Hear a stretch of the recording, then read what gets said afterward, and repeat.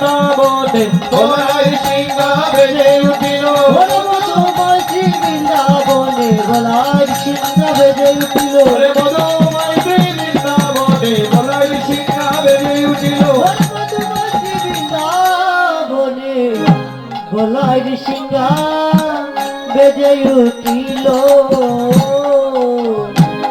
আজ বলরাম সিংহাতে ধ্বনি করছে। যখনই বলরাম সিংহাতে ধ্বনি করলো এহেন সময়কালে বলরামের অঙ্গে একটা ছায়া এসে পড়লো। কিসের ছায়া বাবা? সূর্যের তাপ আমার বলরামের অঙ্গে লাগলো। যখনই বলরামের অঙ্গে সূর্যের তাপটা লাগলো, দেখবেন বাবা আপনি যদি প্রখর রৌদ্রে হাঁটেন আপনার একটা অঙ্গের ছায়া রোদ পড়ে না সামনের দিকে? তো প্রখর রৌদ্রে বলরাম হাঁটছে, কেন সময় বলরামের সম্মুখে তার অঙ্গের ছায়া। তবে সেই অঙ্গের ছায়াটা সে তার অঙ্গের ছায়া মনে করছে না। কেন? এই যে মদকে মাতাল মনে মনে ভাবছে এই তো আমার পথের শত্রু, আজ আমার ভাই কানাইয়ার সঙ্গ করতে দেবে না। আপন তনুর সায়রি হেরিয়া আপন তনুর সায়রি হেরিয়া আপন তনুর সায়রি হেরিয়া তনুর সায়রি হেরিয়া রুকাবে সোয়াজি হই রুকাবে সোয়াজি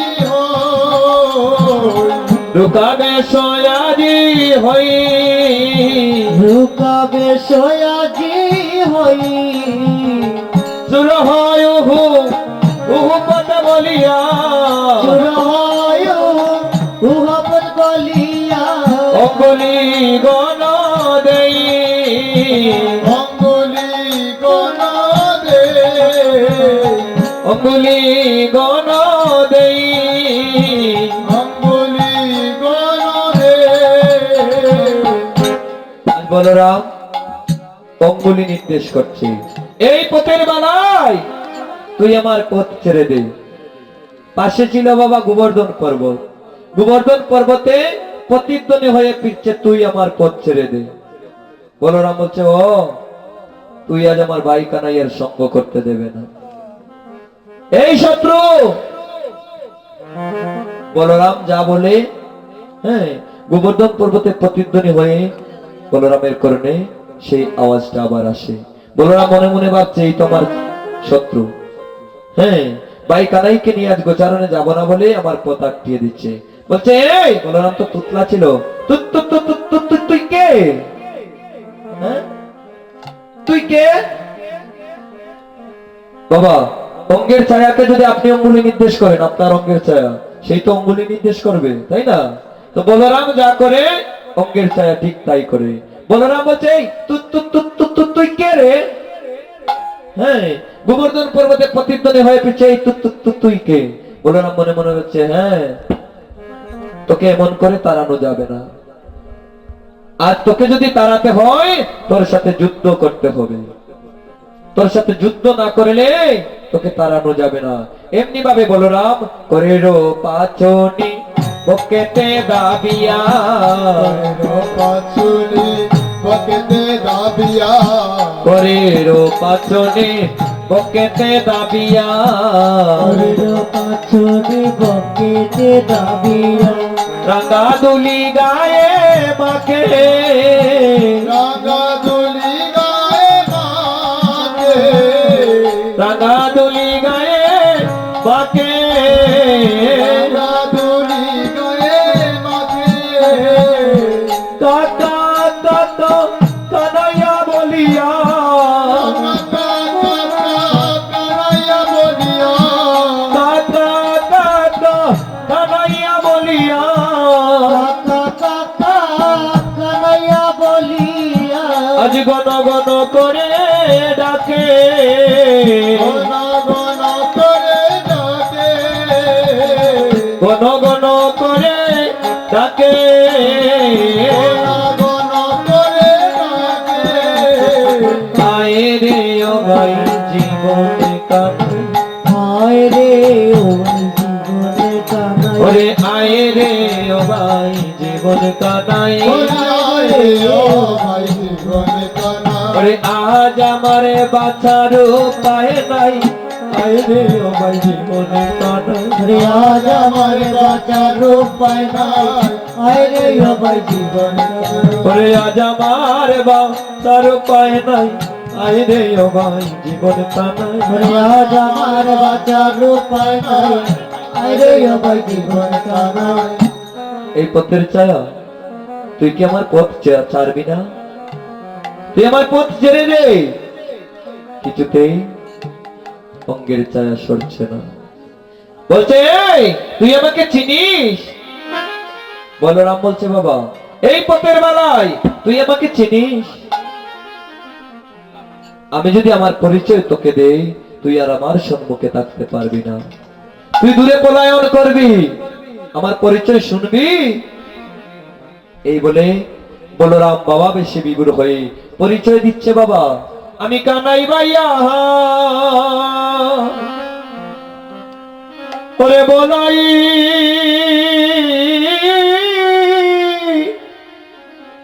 বলাই দাদা রে মধু মধুর বৃন্দাবনে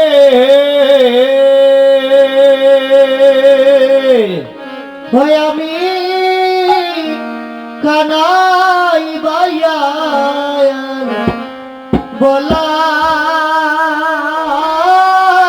বলাই বলাই দাদা রে মধুর বৃন্দাবনে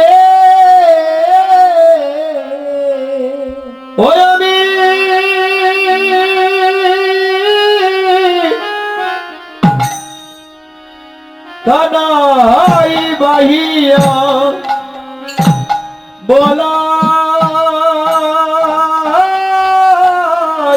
বলাই বলাই দাদা রে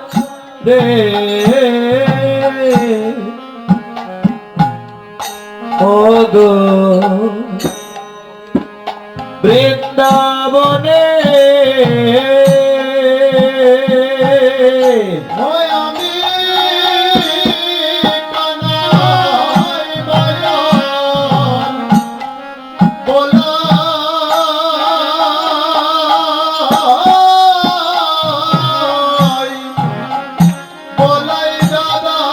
বলাই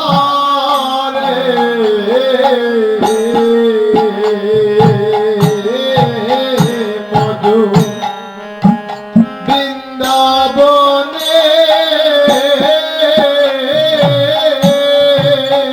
ওই আমার প্রাণে প্রাণে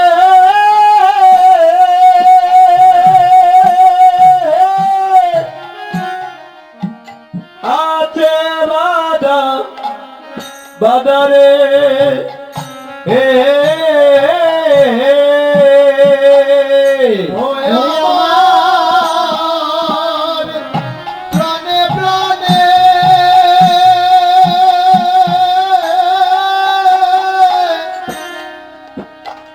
আছে বাধা রে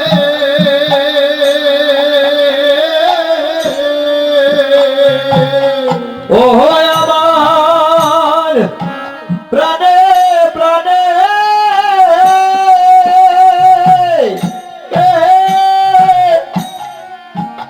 আছে বাধা বাধারে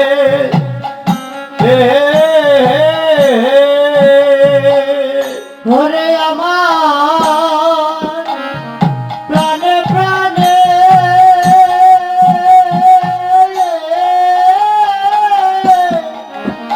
আছে বাধা রে রে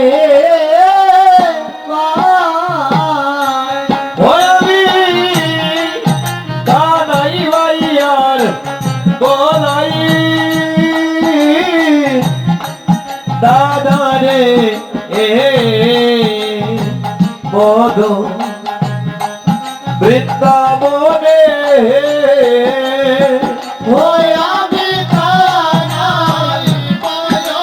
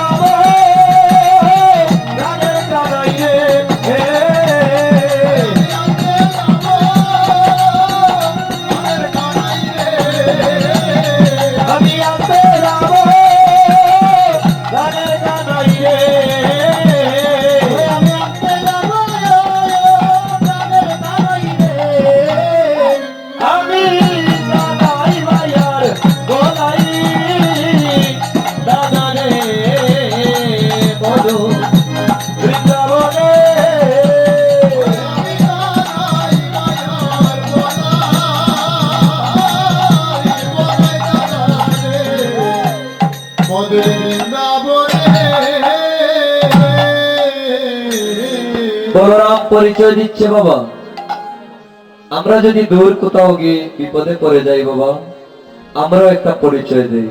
হ্যাঁ, দূর কোথাও গিয়ে যদি বিপদগামী হয়ে যায়, আমরা পরিচয় দেই কার বাবা? আমি অমুক চেয়ারম্যানের এলাকার সন্তান, অমুক মন্ত্রীর এলাকার সন্তান, তাই না?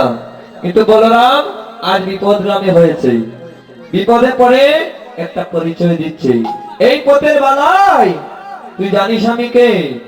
আমি হচ্ছি কানাই ভাইয়ার বলাই দাদা। তার প্রাণে আর আমার প্রাণে আছে বাধা, তুই আমার পথ ছেড়ে দে। একটা বার যদি আমার ভাই কানাই আসে না, তোর গতি যে আজ কি হবে তুই নিজেই বুঝতে পারবি না।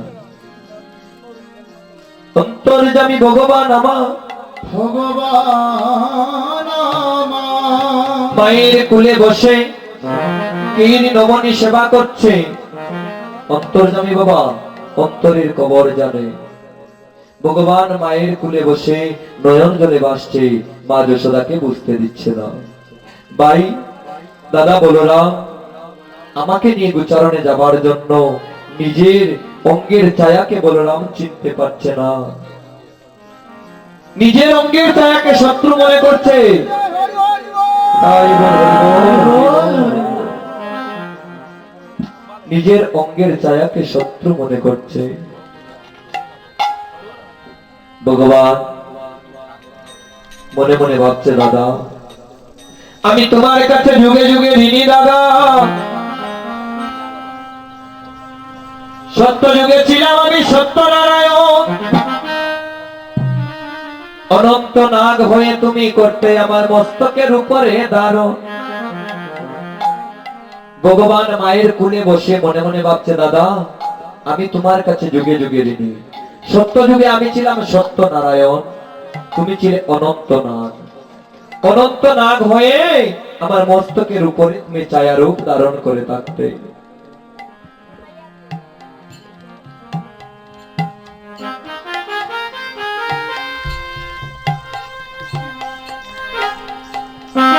দাদা তুমি ছায়া রূপ ধারণ করি আমার মস্তকের উপরে থাকতে, আমি তোমার কাছে ঋণী।